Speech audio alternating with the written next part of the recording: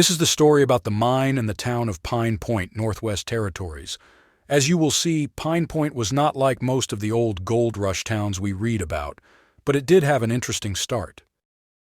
You really can't go to Pine Point anymore because it no longer exists, but at one time it used to be a bustling town not far from the edge of Great Slave Lake.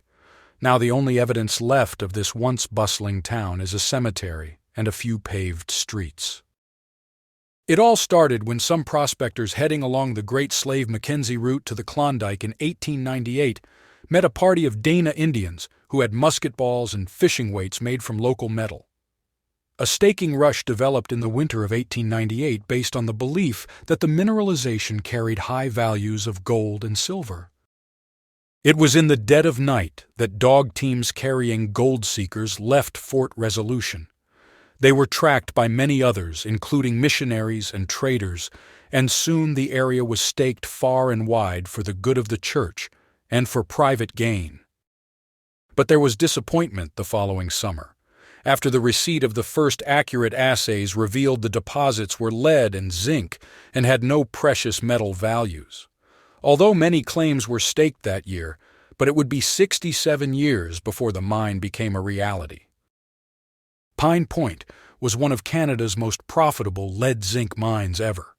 Production started in 1964 by Pine Point Mines Limited, which was a company controlled and operated by Cominco. Pine Point was an open-pit operation, extracting ore from at least 36 separate pits. The processing plant produced separate lead concentrate, assaying about 75% lead and zinc concentrate, which was about 57%. The concentrates were shipped on rail to the Cominco smelter at Trail, British Columbia, Japan, and the United States. From 1962 and 1965, a railway was built to support the mining operation. It was the only railway in the Northwest Territories. It went from Peace River, Alberta, to Pine Point. At the same time, the Taltson Hydroelectric Station was built on the Taltson River about 160 miles to the east of Pine Point. This hydro plant supplied power for the town and the mine. At its peak, the population of Pine Point was nearly 2,000. About 650 of those people worked at the mine. In all, nearly 70 million tons of ore were produced, but by 1988 the deposits of ore were too costly to mine. The town was dismantled and the site was reclaimed. I hope you enjoyed this short story about the mine and town of Pine Point.